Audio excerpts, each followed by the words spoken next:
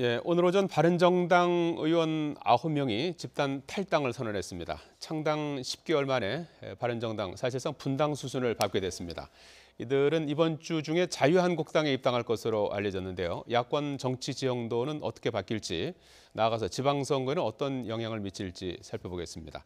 김만흠 한국정치아카데미 원장, 최영도 경남대 초빙 교수 두 분 모셨습니다. 안녕하십니까? 안녕하십니까? 네, 안녕하세요. 자, 오늘 10시에 바른정당 의원 9명이 탈당 기자회견을 하지 않았습니까? 네. 한마디로 보수 대통합을 하겠다 이런 거죠? 그렇습니다. 지금 내용을 보니까는 뭐 그동안에 보수 혁신 이런 얘기가 있었는데요. 예. 보수 혁신에 관한 언급은 전혀 없었고요. 지금 유일한 과제가 보수 대통합이다. 그 이유는 우리나라 역사 발전 과정에서 보수 세력이 중심이 되어 왔는데 그런 업적마저도 지금 비방을 받고 있다. 이런 얘기하고 있고요. 현재 문재인 정부가 안보 위기를 자초하고 있다. 그러면서 포퓰리즘에 의한 국정 폭주 운영을 하고 있다. 이것을 막기 위해서는 통합이 운영된다라고 있는데요. 예. 그냥 그것을 만약에 경쟁력을 가지려면은 그냥 통합이 아니라 국민들로부터 지지를 많이 받아야 견제할 수 있는 거 아니겠습니까? 예. 그러면 왜 현 시점에서 국민들로부터 지지가 약한가 이 부분에 대한 언급은 전혀 없었다는 점이 굉장히 아쉽습니다.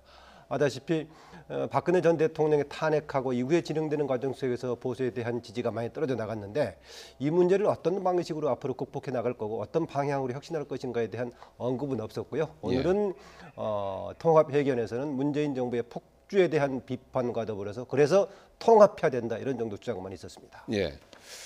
자, 9명 가운데 주호영 의원은 네. 이제 당내에 좀 남아 있다가 이제 며칠 뒤에 이제 합류를 했어. 전체적으로 9명이 이제 탈당을 결심한 건데요. 네. 이번 탈당이 어떻게 좀 보수 야권 대통합에는 어느 정도의 파급력이 있을 걸로 예상합니까?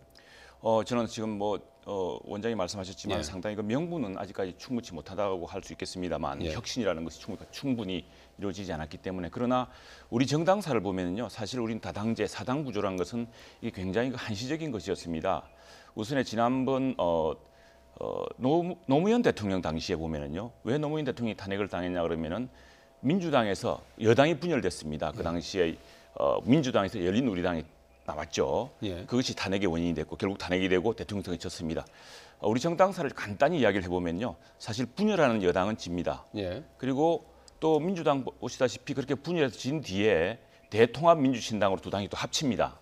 그래서 항상 우리 정당은 통합과 분열로 이루어져 왔는데 이 통합이라는 것은 어떤 그 정당의 기본적인 어떤 존재 이유, 어떤 정당의 영향력, 파워를 가지기 위한 기본 조건이었고요. 그래서 말씀하셨다시피 이 노무현 대통령 그 열린우리당의 패배 이후에 다시 민주당과 다시 대통합민주신당으로 통합을 한 뒤에 예. 정당 통합을 한 뒤에 이렇게 이제 대통령 선거에서 결국 9년 뒤에는 이렇게 차지하지 않았습니까? 그래서 저는 이런 것이 우리나라 정당사에 되풀이돼 왔던 분열과 통합의 역사에서 한 척이고요.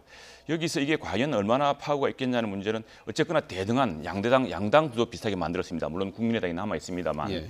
그래서 그 정치적인 그 구조 변화는 상당한 의미가 있을 거라고 보고요. 여기에서 이제 이 과속력을 어떻게 혁신과 이런 여러 가지 명분과 새로운 비전으로 갖춰 나갈 것인가는 이제 앞으로 통합하는 이 두 정당 의원들에게 달려있다고 하겠습니다. 예. 바른정당은 이제 교섭단체 지위를 잃게 되면서 네 바퀴로 가던 상황에서 이제 삼국 시대로 접어들었다 이런 평가도 나오고 있는데요. 오늘 기자회견에서 김영호 의원이 밝힌 탈당의 변 잠시 들어보시겠습니다. 과거의 허물을 묻고 따지기에는 대한민국이 처한 상황이 너무나도 위중합니다. 보수를 응원하는 많은 국민들이 하나로 뭉치라고 말씀하시는데 그러한 목소리를 외면해서도 안 될 것입니다. 예. 당장 여론조사 결과가 나온 건 아닙니다만은 바른정당 탈당 의원에 대한 여론의 시각은 어떤 것 같습니까? 일반적인 그 인터넷 수준의 댓글에서는요. 명분에 대해서는 굉장히 비판적인 지적이 많은 것 같습니다. 특히 철새 관련 논란도 있는 것 같고요. 그러나 아마 보수 진영 내부에서는 통합을 원하는 쪽은 더 많을 겁니다. 그래야 세력이 커지는 것이기 때문에요. 흥미로운 것 중에 하나는요. 그 탄핵 정국에서 먼저 탈당해서 바른정당을 만드는 데 기초가 됐던 사람들이 있습니다. 예.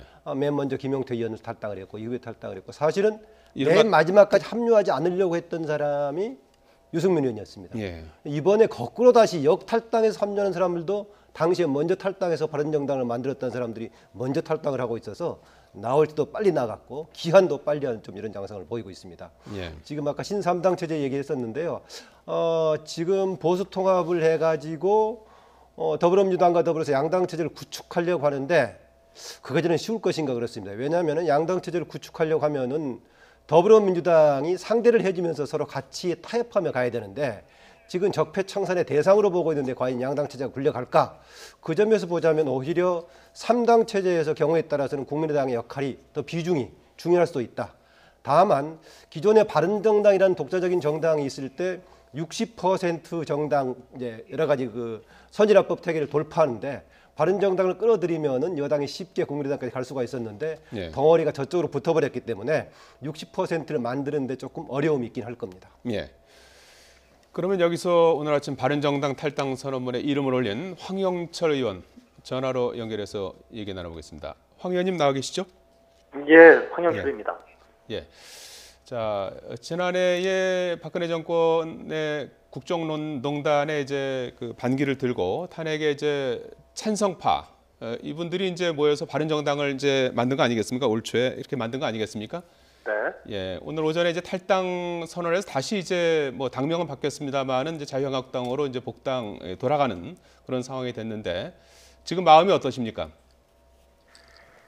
지난 1년 동안 참 많은 일이 일어났다는 생각에 만감이 교차하고 있습니다. 예, 여러 복잡한 상황들 속에서 뭐 책상에 책들이 많이 널브러져 있었는데 그 책들을 좀 다시 잘 정리정돈하는 마음으로 지금 자유한국당에 입당 준비를 하고 있습니다.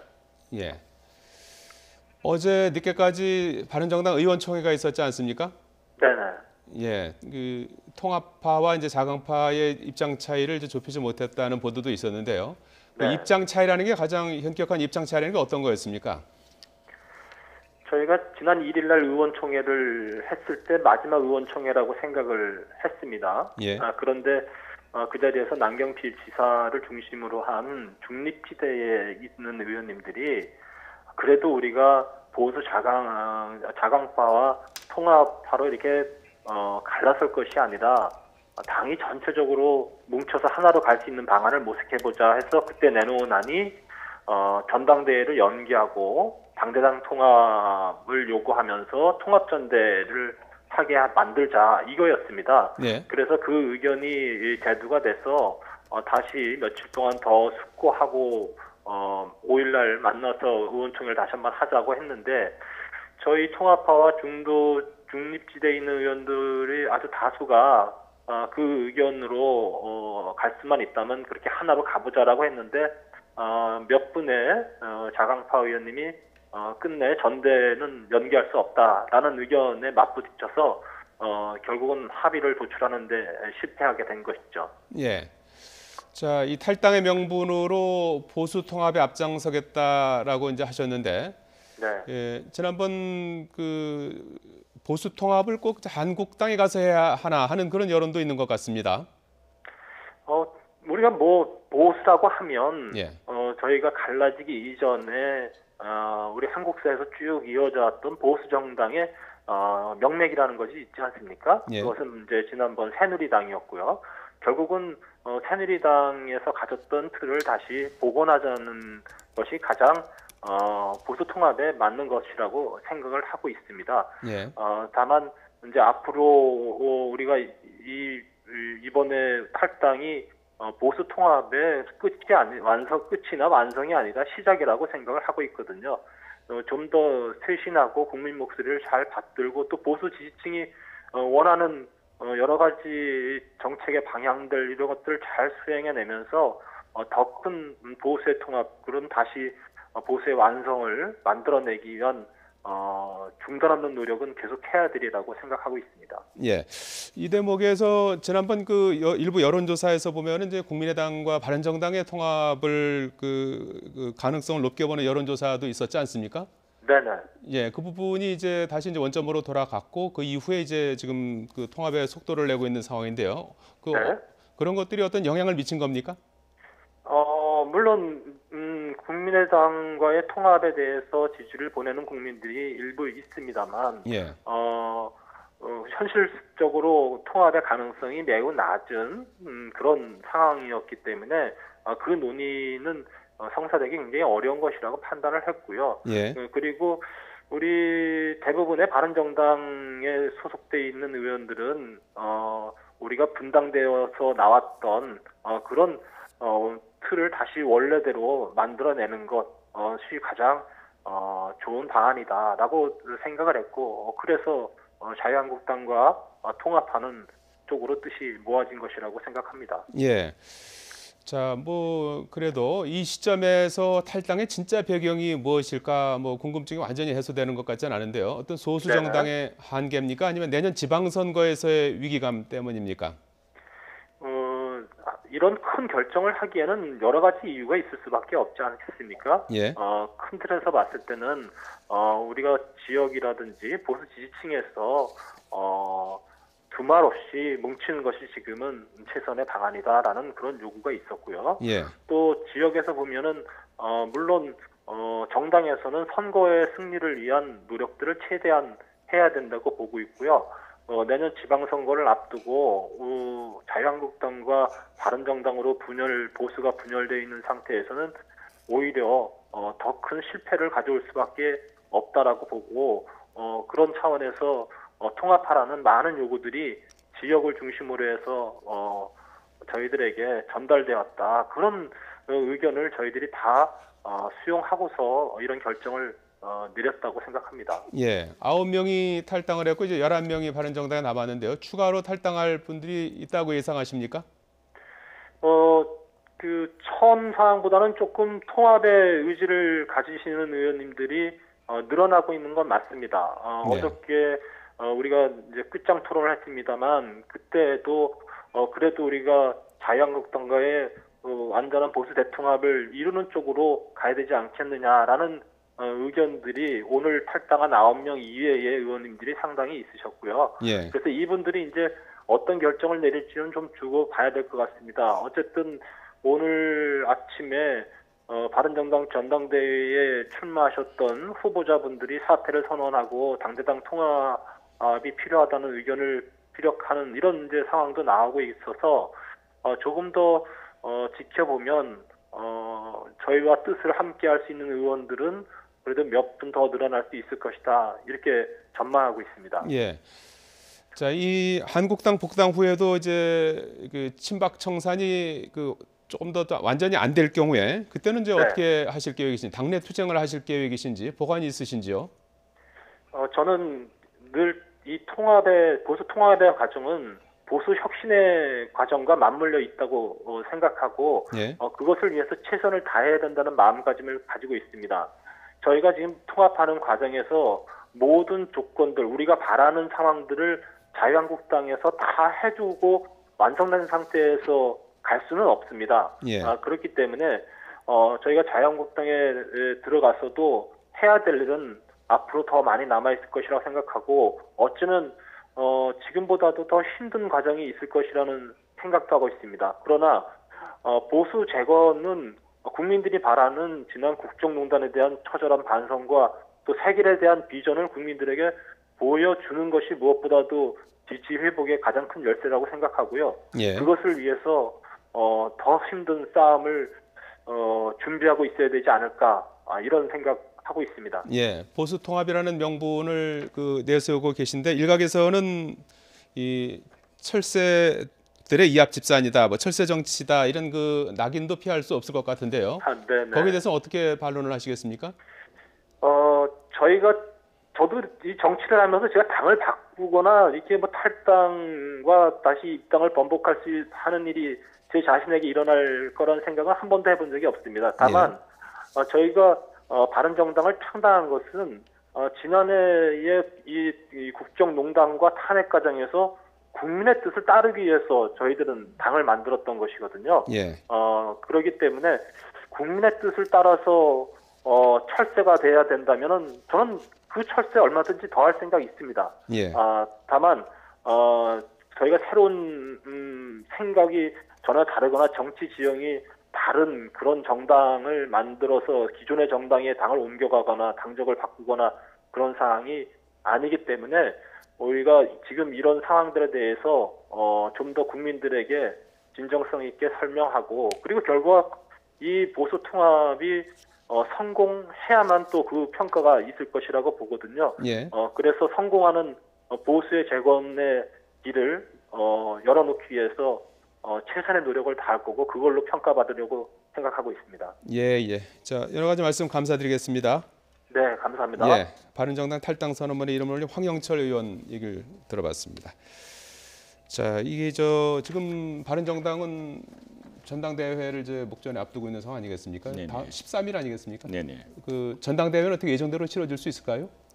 지금 전당대회 나서신 분들은 이제 그렇게 할 계획인데 사실 네. 흥행 요인은 다 떨어졌죠. 지금 이제 4분 혹은 3분이 남은 셈인데 이분들 중에 뭐 모두 다 자리를 나누어 가질 수 있습니다. 그리고 사실 이 전당대회는 유승민 대표가 전 대표 대통령 후보였던 유승민 대표가 다시 나서면서부터 사실 조금 어떤 균열이 있었던 것 같습니다. 과연 뭐 안철수 전 후보도 나섰기 때문에 모두들 지금 다 전면에 나선 셈인데 예. 거기에 대해서 조금 뭐 당내에서도 의견이 있었고 또 정치를 보는 평론가들 사이에서도 이 조기 복귀가 옳은 일이냐 이런 이야기 있었는데 어쨌거나 이미 나서는 상황이기 때문에 지금 유승민 대표 그리고 지금 저 후보로 뛰고 있는 분들은 뭐 끝까지 마치고 싶었겠죠. 그러나 이미 두 분이 공개적으로 후보 사퇴를 선언했고 또 흥행요인이 많이 떨어졌고 했기 때문에 이거 뭐 전당대회를 성사시키느냐 못 시키느냐 관계없이 사실은 이제 바른당은 원내 교섭단체가 아니라 그냥 원내 조그만 정당으로서 스스로의 뭐 말하자면 어렵지만 외로운 길을 어떻게 갈 것인가 이런 걸 고민해야 될 상황으로 보입니다. 예. 지금 지난주 금요일날 자유한국당은 박근혜 전 대통령에 대해서 제명 조치를 이제 했습니다만은 추가로 이제 서청원, 최경환 의원에 대해서는 아직 이제 의총을 열어야 돼서 지금 진행이 안 되고 있는 그런 상황 아니겠습니까? 예. 근데 9명이 이제 오늘 바른정당 탈당해서 자유한국당으로 들어가게 되면 앞서 황영철 의원 같은 경우에는 당내에서 이제 투쟁을 할 것이다, 뭐 친박 청산을 위해서 할 것이다 이런 뉘앙스를 내비치지 않았습니까? 네. 예, 이 과정에서 상당히 또 당내에서도 좀 갈등 좀 있을 것 같아요. 지금 단순하게 이해를 한다면은 지금 들어가기 전에 모든 것을 자유한국당이 완성해 놓은 상태에서 우리가 들어갈 수는 없는 거 아니냐. 들어가서 나머지 과제를 하겠다. 나머지 과제가 뭔가 지금 확실치는 않습니다만 그나마 지금 가시적으로 볼 수 있는 게 서청원, 최경환 두 의원에 대한 출당 문제 관련된 부분인데 과연 그것을 할지 모르겠어요. 왜냐하면은요 오늘 통합선언문에 의도적으로 피했나 모르겠지만은 친박 관련 문제에 대한 언급이라든가 예. 박근혜 전 대통령 관련돼서 이 후유증을 어떻게 극복할 것인가에 대한 언급이 전혀 없단 말이죠. 그래서 과연 어떨지 저도 궁금합니다. 저 남경필 지사 등은 얘기하는 바가 이번에 박근혜 전 대통령의 출당은 이른바 보수 혁신의 시작일 뿐이다라고 얘기했는데 예. 그러면 나머지 보수 혁신은 뭔가에 대한 방향 제시가 없단 말이죠. 예. 물론 자유한국당 내부에 혁신위원회가 아직까지 가동이 되고 있습니다. 지난번에 박근혜 전 대통령과 중진 두 의원에 대한 출당 문제를 결정한 다른 내용의 혁신안도 있지만 일반 국민이라든가 언론에 전달된 내용으로 이후에 어떻게 바뀔 것인가에 대한 언급이 전혀 없습니다. 예. 똑같은 지적인데 오늘 그냥 현재의 문재인 정부가 가지고 있는 안보 위기 문제라든가 무슨 포퓰리즘 폭주 여기에 대항하기 위해서 단계를 한다 이것만 있을 뿐이지 앞으로 정말 우리가 새로 태어나서 어떤 방식으로 국민에게 지지를 받겠다 이 내용은 없습니다. 그 점에서 저는 조금 전에 인터뷰했을 때 황영철 의원이 얘기했던 나머지 과제는 안에 들어가서 같이 하겠다는 것인데 무엇을 하겠다는 저도 확실하게 들어오는 게 없습니다. 예. 그러면 어느 쪽에 더 좀 방점을 찍을 수 있을까요? 자체적인 자유한국당 내의 혁신입니까? 아니면 뭐 여당을 어떤 견제하는 조금 더 좀 큰 야당 여기에 좀 방점이 있는 겁니까? 지금 상황으로 보자면은 사실은 그 박근혜 대통령이 구속이 연장되고 또 이른바 적폐청산이라고 그래서 오늘 아침에 뭐 신문에 나왔습니다. 서울지방검찰청의 검사의 40%가 지금 이른바 적폐청산 수사에 투입되고 있습니다. 그리고 이러다 보니까 서울지검에서 일이 부족해서 지방에 또 아주 A급 검사들을 차출해서 하고 있는데 이 정부 초기에 벌써 6개월이 지났습니다만 모든 일이 옛날 정부, MB 정부 그리고 박근혜 정부의 일을 지금 수사하고 또 폭로하고 이런 데 지금 되고 있어요. 이러다 보니까 자연히 정부 여당이 이런 스탠스다 보니까 지금 야당 입장에서는 내부의 혁신을 가지고 싸우기 힘듭니다. 근데 지금 안 그래도 지금 박근혜 전 대통령은 구속 연장이 되고 또 새로운 사실이 자꾸 이제 그 사실 여부 관계없이 폭로되면서 말하자면 논두렁에 뭐 이전에 시계가 버려졌다는 것처럼 이런 카드라는 식으로 자꾸 해서 전직 대통령이나 또 이전 정부 사람들에 대해서 굉장히 압박을 가하고 있습니다. 이런 와중에서는 자유한국당 내부에서도 혁신의 목소리를 내기 어렵습니다. 왜냐하면 워낙 외부의 압력이 강하기 때문이죠.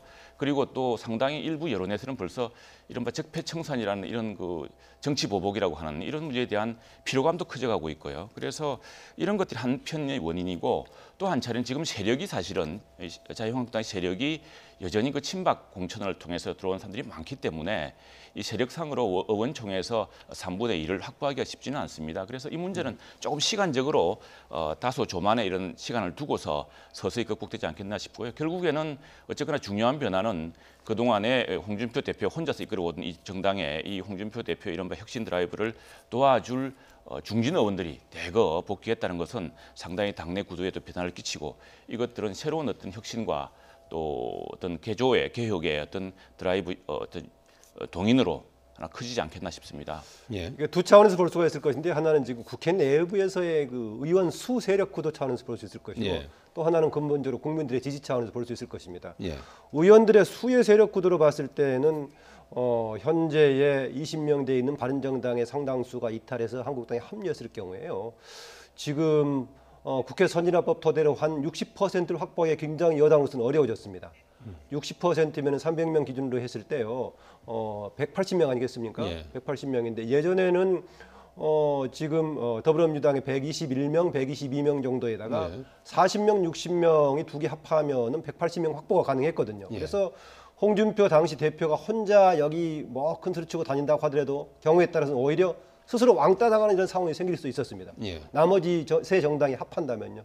그런데 이번에 바른정당의 상당수가 합류해버림으로써 독자적으로 지금 60% 이상 확보하기가 여당으로 쉽지 않은 환경이 돼가지고 그 점에서는 국회 환경에는 중요한 변화다라고 볼 수 있겠고요. 예. 다만, 법안 통과가 이제 조금 더 예, 그렇습니다. 여당으로서 대신, 어려워지는 예. 상황입니다. 그러나 대신 이제 예산이라든가 최종 이제 예산 부수법안 관련 문제는 일정이 정해져 있기 때문에 예. 그건 과반만 확보하면 되는 거니까요. 그건 별개의 문제가 되겠고요. 예. 다른 법안들이 있어서 상당히 어려운 점이 있습니다. 예. 대신 이렇게 수적으로 구성을 변화시켰다고 해서 이게 국민들의 지지의 확대로 이어져야 되는데 예. 국민들이 봤을 때 명분 없는 통합이라든가 명분 없는 움직임이 보인다면은 지지가 여전히 지지부진하다면은 국회 구성의 일부 변화만을 가지고는 힘을 받기 어렵다. 그래서 만약에 자유한국당을 중심으로 한 보수 세력이 새롭게 태어나려고 한다면은 국민에게 어떤 방식으로 새롭게 지지를 받을 것인가 그 점도 같이 새롭게 얻어야만이 아마 세력 구도의 변화를 가져올 수 있을 겁니다. 예.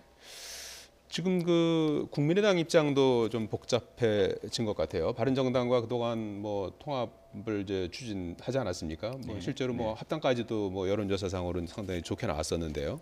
그 안철수 대표는 무슨 명분으로 이제 복당을 하는 건지 모르겠다 이렇게 이제 비판했고요. 박지원 의원 같은 경우에는 국민의당이 닥쳤던 개가 됐다 이제 이런 입장을 내놓지 않았습니까? 맞습니다. 네. 그 이제 뭐 정책 연대라든지 예산에서 공조를 네네. 하려고 이제 했었는데 이런 부분이 좀 어그러지지 않을까요? 어떻게 보십니까? 상당 부분 그 바른정당이 원내 교섭 단체가 무너짐으로 해서 이제 사실 두 원내 교섭 단체, 사당에서 두 원내 교섭 단체가 힘을 합침으로써 민주당과 자유한국당을 견인하는 이런 효과가 있었죠. 그런데 지금 어쨌든 그 축이 무너졌고 이 진작 국민의당 내부에서는 이런 박지원 전 대표를 비롯한 이런 호남 중진 의원들은 상당히 그 국민의당과 바른정당과의 통합에 대해서 또 정책적 연대에 대해서 비판적이었습니다. 왜냐하면 이분들은 지난 총선에서 호남에서는 역시 민주당이 우세하지만 그러나 지금 문재인 대통령이 주도하는 그 친문 민주당은 믿을 수가 없다. 과거의 친노 민주당도 우리 호남을 배신했다. 그래서 호남의 세력을 지키려면은 뚜렷한 그 세력으로서 이렇게 정부 여당을 견인해야 된다. 그 입장이 지금 그 박지원 전 대표 등을 비롯한 호남 중진 의원들의 국민의당 입장입니다. 반면에 안철수 대표를 비롯한 이런 수도권 의원들의 입장은 이제 중도적 입장을 가지고서 호남의 기반을 벗어난 그런 어떤 정치를 해나가야 되기 때문에 바른정당 그 보수지만 좀 온건 보수이자 상대적으로 중도 보수인 바른정당과의 정책 연합이 이상적이었는데 그러나 현실적으로 이미 세력이 하나 무너져 버렸고요. 원내 교섭단체 대 원내 교섭단체의 협력이 불가능해졌기 때문에 박지원 전 대표의 말처럼 정말 닥쳤던 개가 되고 말았는데 그러나 뭐 여전히 정책적인 그 연대 같은 것은 이제 원내 정당 소수 원내 정당으로 남은 바른정당과 계속 아마 하려고는 할 겁니다. 예. 이런 일이 벌어지기 전에도요. 지금 바른정당과 국민의당 간의 정당 당대당의 통합은 사실상 어려운 거 아니냐 이미 예상을 하고 있었죠. 왜냐하면은요.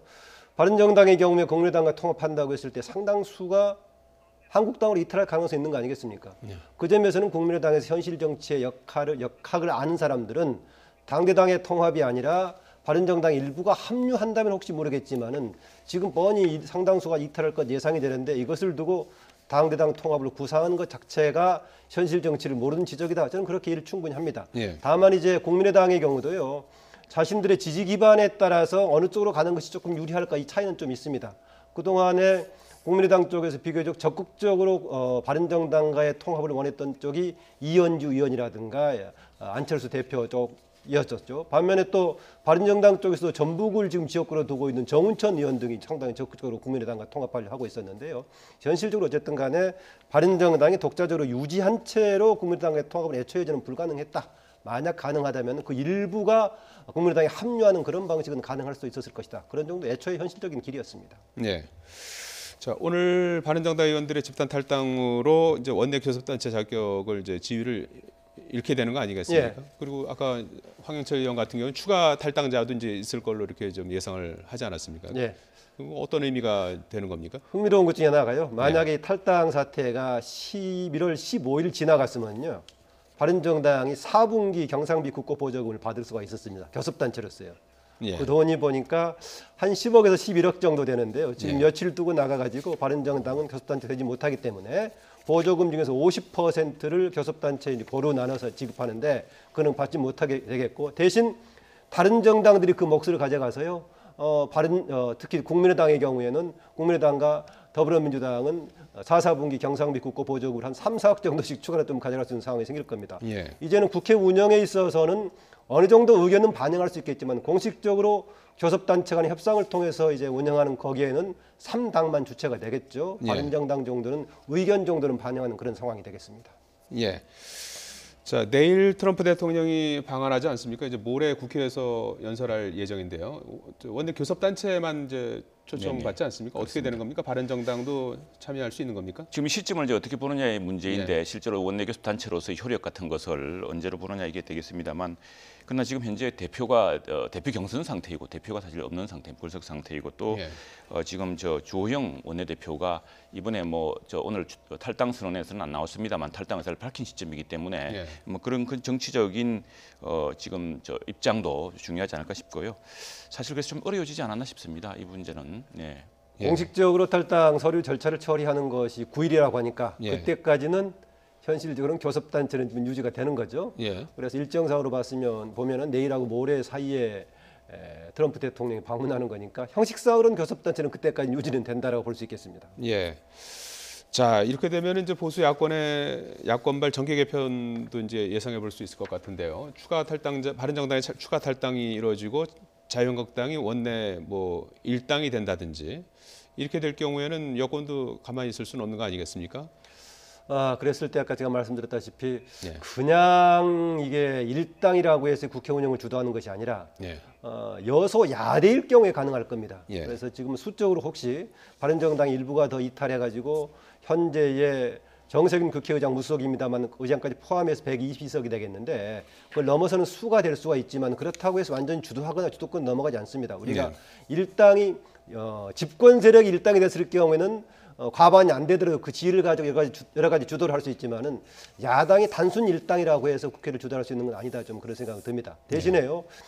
혹시 바른정당에 남은 사람 중에서 바른정당이 이렇게 산산조각이 되는 상황이 생긴다면은 현재 여권 계열에 혹시 합류할 사람들도 한 사람 나올 수 있지 않을까 하는 생각이 들기도 합니다. 예컨대 국민의당 쪽이라든가 아니면 민주당 쪽으로 예컨대 아까 그동안에 국민의당과의 통합을 하려고 했던 세력도 있고 하기 때문에요. 그런 변수는 조금 있어 보입니다. 대신 국정 운영에 있어서 뭔가 더불어민주당 쪽은 국민의당과의 긴밀한 뭔가 협조라든가 연대를 더 치밀하게 좀 모색을 하려고 할 겁니다. 예. 유승민 의원은 몇 명이 남더라도 가고자 했던 길로 계속 가겠다 이런 입장을 밝히지 않았습니까? 네네. 예. 계속해서 내년 선거까지 지방선거까지 계속 이렇게 유지가 될 수 있을까요? 네, 지난번에 대통령 선거 때 유승민 후보가 이제 사실 외로운 처지에서 오히려 탈당을 하면서 사실 지지율이 반등하는 효과가 있었는데 이번은 상황이 좀 다를 거라 봅니다. 당시는 사실은 후보 본인의 그 정치 역량이 굉장히 중요한 시점이었고 이건 이제 당 하나의 원내 교섭 단체의 당의 세력이 줄어드는 문제이기 때문에 우선의 보수 통합 입장에서 보자면은 내년 지방선거가 우선의 준비가 아주 탄력을 가지게 생겼습니다. 지금 뭐 두 당이 나눠져서 어떻게 공천할 것인지 이게 복잡했는데 사실 그 지방선거를 준비하다 보면 그 한 몇 개월 가지고 안 되거든요. 그래서 일찌감치 6개월 이전부터 이제 어떤 통합 새로운 후보 공동의 보수 통합 후보를 낼 이런 입지가 생겼기 때문에 예. 중력이 커집니다. 보수당의 중력이 커지고요. 또 하나 이게 이제 중요한 것이 지금 이 민주당, 집권 민주당 그리고 문재인 대통령 정부와 또 자유한국당의 통합 정당에 이 얼마나 잘하느냐에 따라서 반사 효과를 조금 늘 수도 있겠는데 그러나 지금 만일 문재인 대통령 후보가 지금 아주 70% 이상의 높은 지지를 올리고 있습니다만 지금 계속 잇따르고 있는 이 조각 실패의 이유 또 그리고 몇 가지 조급했던 정책으로 빚어진 이런 후폭풍 이런 것들이 만약 지지율 하락으로 이어질 경우에는 또 이것이 반대급부로 자유한국당의 어떤 새로운 통합 보수당의 세력 확산에 또 기여를 하게 되겠죠. 그래서 그런 어떤 역관계 속에서 유승민 대표의 좌표적 결정이 될 텐데 일단은 뭐 제가 말씀드렸습니다만 혼자 외롭고 어려운 싸움을 하게 될 텐데 이 주변 정치 여건이 그렇게 만만치 않아 보입니다. 예. 자, 앞으로 뭐 전국 상황 어떻게 좀 전개가 될 것 같습니까? 가장 큰 건 1차적으로 이제 자유한국당이 이렇게 움직이고 있으니까요. 예. 전국을 주도하는 집권 여당이 어떤 방향으로 움직일 건가 굉장히 예. 중요한 것 같습니다. 제가 앞서 자유한국당은 보수 세력이 하나가 돼가지고 더불어민주당과 양당 체제 방향으로 가겠다는 의지는 가지고 있는데 예. 그 방식으로 운영이 되려면은 뭔가 그 여당 쪽에서도 자유한국당을 상대하는데 경쟁과 협조 관계를 좀 보는 상황이 돼야 될 겁니다. 예. 그런데요, 만약에 한국당과 민주당이 쉽게 협력하는 상황이 생긴다면은 특히 호남권을 기반으로 다시 눈이 국민의당 쪽으로 돌아갈 가능성이 있다는 겁니다. 그래서 예. 무조건적으로 양당 체제가 돌아갈 가능성 없어 보인다. 예. 그러면서 일단은 집권당인 여당이 국민의당과의 관계를 어떻게 설정할 것인가 이게 다음에 지금 길에 지금 주목할 부분이 아닌가 그런 생각이 듭니다. 예. 예, 정가 소식 짚어봤습니다. 김만흠 한국정치아카데미 원장, 최영두 경남대 초빙 교수였습니다. 두 분 고맙습니다. 감사합니다.